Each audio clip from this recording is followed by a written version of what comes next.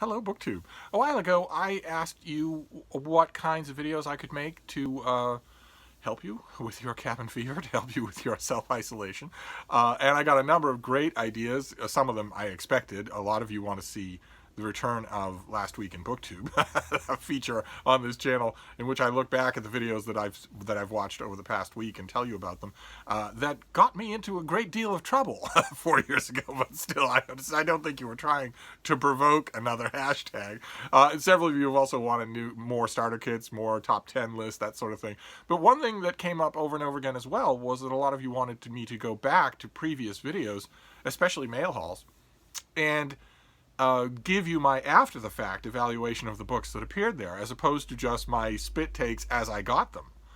One of the joys of mail hauls, back when we did mail hauls every day, was that I got to just react to the books. And a lot of you said over the years that you found that very useful, because a lot of times my reactions were informed by having read everything that the author had written, or having lots of ideas on the subject or the genre or whatnot. Those videos seemed, in the BroTube parlance, to have value for you. But the one thing that wasn't there in a lot of those books was my judgment after the fact. I hadn't read them yet. So, since those mail hauls were often TBRs for me, they're often to-be-read videos. They ended up being that because I was going to read them anyway. I read everything I'm sent. What these amount to are TBR TBRs, where it's a throwback review of a to-be-read video. So I've been doing that, and I put out the call that if you want to see those, quite a few obviously do, feel free to send me links. My email is on every video. Feel free to send me links to the specific mail hauls. And I have been bombarded with said links, quite a few, including quite a few bombardments by people who don't ever comment on my BookTube channels, and who don't want to be identified, but who apparently have been watching my videos. Well, these are sometimes old friends, old acquaintances of mine that I had no idea watched my channel. So that's been interesting too, to learn. And we're going to do one of those today, and this is another example of that. This is an old friend who targeted one particular mail haul from the 23rd of August 2016, when I was still feeling my way through. Good Lord, I rewatched this video, and it's solid half a dozen books, and the video's over in like 12 minutes. Can you imagine how long that would be today?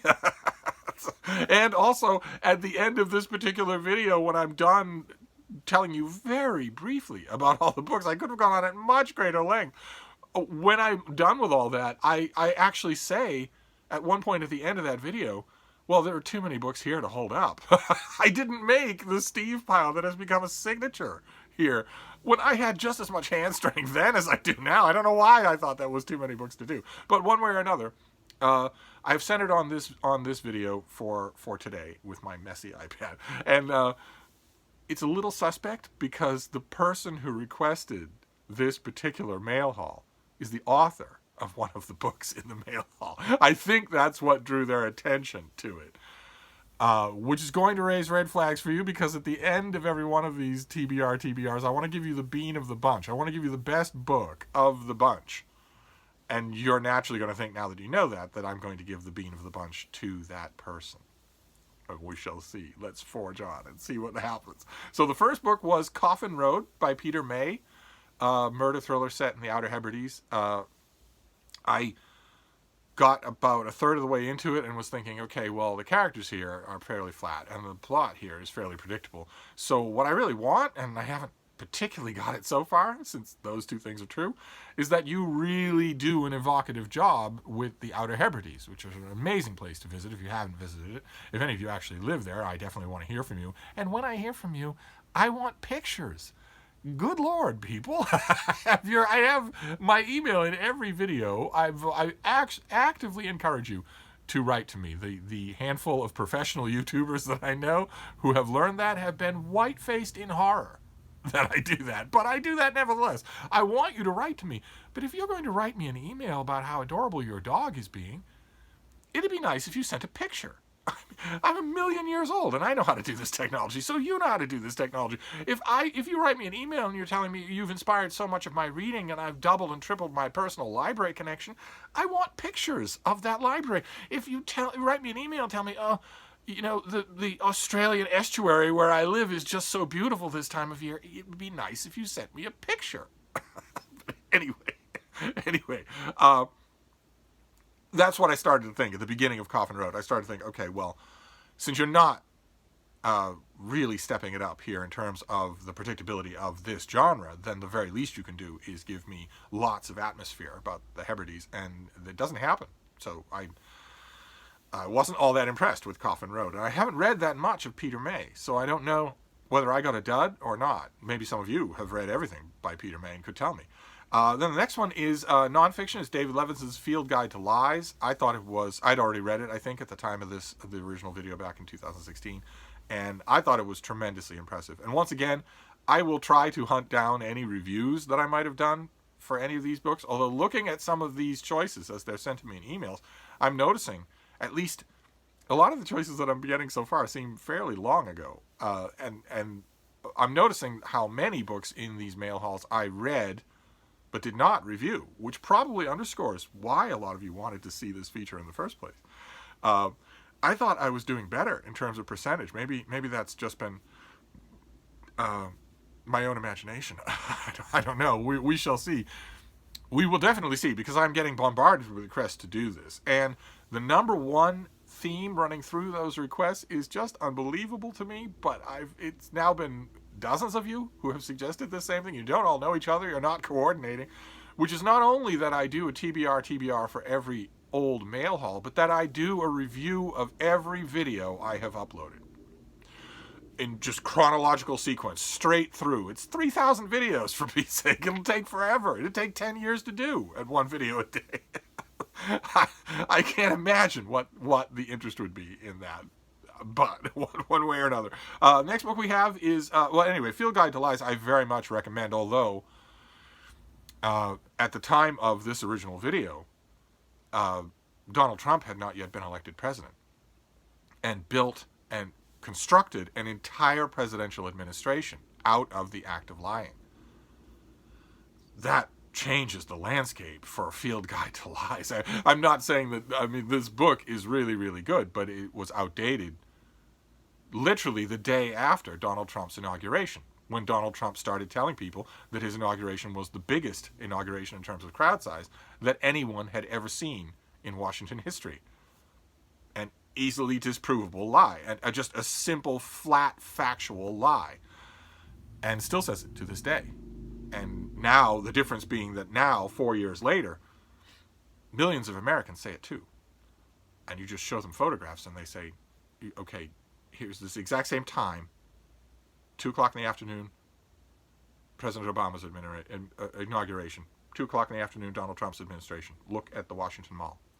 And they will see one that is completely crowded, crowds spilling out onto side streets in the hundreds of thousands, and another with plenty of extra room, lots of visible ground. And you will ask them which has more people, and they will point at the one with fewer people and say that one does.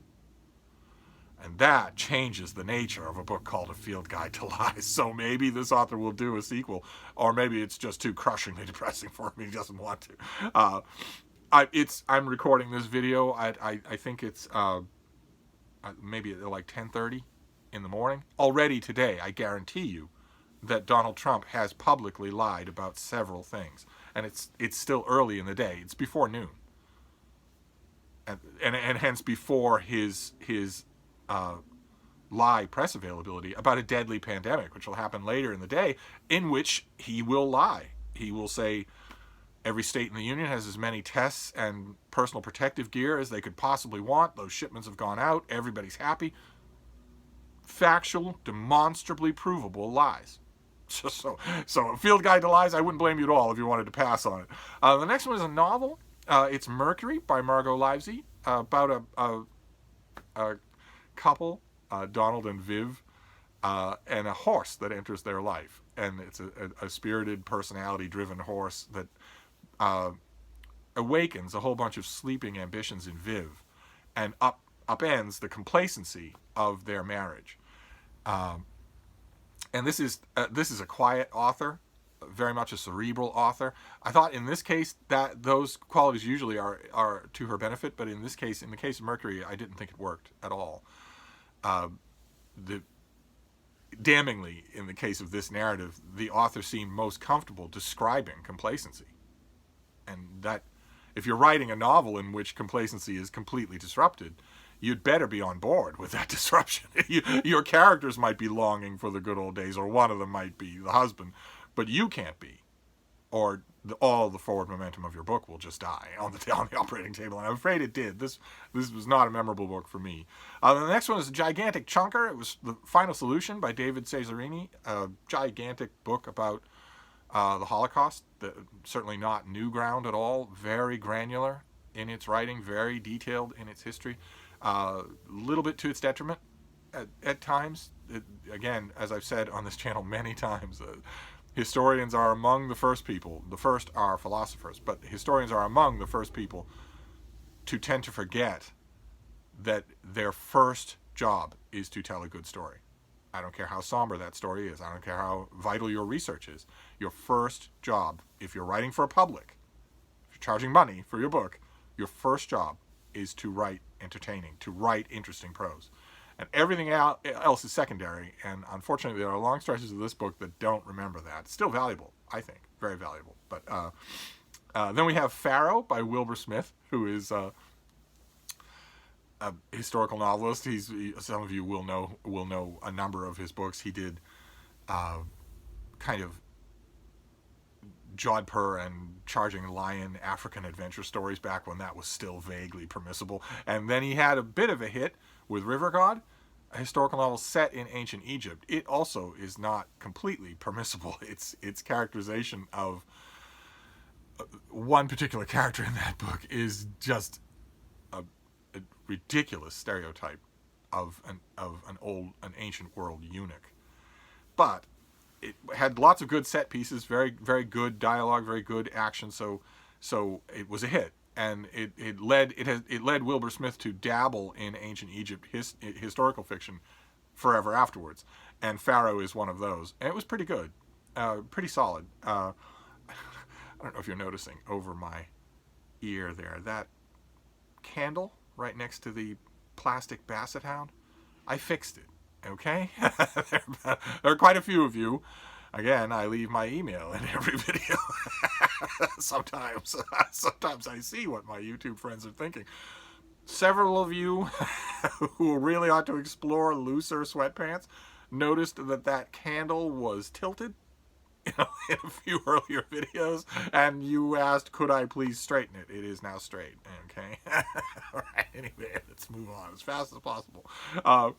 The next one is an anthology, Vital Little Plans, edited by Samuel Zipp and Nathan Storring, a collection of the writings of Jane Jacobs, the urban researcher, the doyen of urban studies, Jane Jacobs.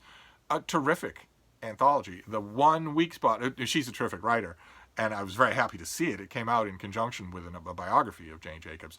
The one problem that I had with some of it is that is not really a fault that I can lay at the feet of the editors. The problem that I have with the anthology is that some of, in fact too much of, the selections veer towards the dated or the wonky, when you have to figure, in 2016 when this was done, you have to figure that most people in the general informed reading public have never heard of Jane Jacobs and certainly haven't studied her. And you should shape your anthology accordingly, especially if you're coming out from a major publishing house. This is not meant to be a monograph for Jane Jacobs fans. So I would ordinarily lay that at the feet of the editors. I would ordinarily say, well, this was just poorly chosen, but I'm fairly familiar with Jane Jacobs' writings, and there isn't any way to get around that. So I guess in terms of recommending the book, I would recommend it if you are a Jane Jacobs fan. If you're interested in her, you know the subjects that obsessed her and whatnot, then this book should be in your collection. Then the next one is YA. It's The Nightsiders by Jonathan Maberry. This was book 2 in the Nightsiders series called Vault of Shadows. Very entertaining, very high octane. I think it was clearly an effort to seize that most elusive of reading demographics, high school boys who don't like to read and don't like the fact that books exist in the world. And generally speaking, I know quite a few of you probably weren't. Quite a few of you were probably that exception, high school boys. But most of them don't. High school is usually when most boys fall out of love with reading and never get it back. It's a terrible, terrible thing. And it's allowed to happen. I myself believe it's a product of bullying. Just the Spartan boys' school atmosphere of high schools that ought not to be allowed to continue. You can say boys will be boys, but that is to the detriment of everyone. So, but anyway, one way or another, this was clearly an effort to snag those kinds of readers. It snagged me. I liked it just fine. Then the next two came in the same package. They're both historical murder mysteries. First one was Death Wears a Mask, which was an Amory Ames mystery, the second Amory Ames mystery. And then the next one was Death of an Avid Reader, which was a Kate Shackleton mystery. Two different authors. The publicist just decided these are the same type of thing. They're both on our list, one for paperback, one for hardcover, so I'll just mail them both to you. And I'm a big fan of the Amory Ames series. I've reviewed, I think, a couple of them. And I thought this is the sophomore effort, and it showed. I thought it really showed. It was labored. It had virtually none of the champagne brio of the first one, and the author managed to recapture that. But this second one, I thought long stretches of it were a slog, and that is really bad for a sort of carefree. I mean, there are elements of the Amory Ames books, especially her relationship with her husband, that are not carefree. But nevertheless, this is supposed to be a fairly light fare. It's not The Alienist. And it dragged. There were parts of it that dragged. Not true with Death of an Avid Reader. This was the Kate Shackleton book that made me fall in love with the series. Has everything. A haunted library, bookish-related clues, bookish-related murders. It was just delightful. And then the next package in this mail haul was also two books. It was 2 volumes by Sabaa Tahir. Ember in the Ashes, the trade paperback of Ember in the Ashes, her first book that got rapturous praise from YA fans, and A Torch Against the Night, the second book, the sequel that follows the story of all of those main characters in talk about a Spartan world, a mean, militaristic Spartan world. And I read An Ember in the Ashes, and I thought this is fairly typical YA. It has strengths and weaknesses. It is all primary colors, which I like about YA. But it's also the fate of an entire social system, not just a household or city, but an entire kingdom with a 1,000-year history, entirely based on which cute boy the girl chooses. And I mean, there are more complications, but it basically boils down to that, and that drives me nuts. That drives me absolutely nuts. I also don't particularly like the sublimation of parental figures to being vicious villains. I don't think that helps any. But one way or another, and helping comes into the question when you are not talking about Pushkin-level prose. When you're not talking about whether or not the books are serving a purpose comes into the picture when there's a pedagogical element involved, and with YA, I think unavoidably there is. But I had to laugh when I saw it in these videos because these are there's an anecdote, a booktube anecdote that goes along with these. Because I was watching when A Torch Against the Night was coming out, but I don't think it was out yet. I was watching Francina Simone, and she mentioned that it was coming out and that she was looking forward to it, and I mentioned, well, I think I left a comment saying, well, that's great. I'm sure that I'll see it, or something like that. And then, not much time later than that, I was in the book room of the Christian Science Monitor with my editor, and A Torch Against the Night was there. And I said, oh, here's A Torch Against the Night. It's Sabaa Tahir's sequel to An Ember in the Ashes. And my editor mistook my enthusiastic recognition of the book, which was a result of Francina Simone's channel, as me volunteering to review it. So I ended up reviewing a YA title in an American journal. And as I was leaving the building, I caught myself saying out loud under my breath, damn it, Francina.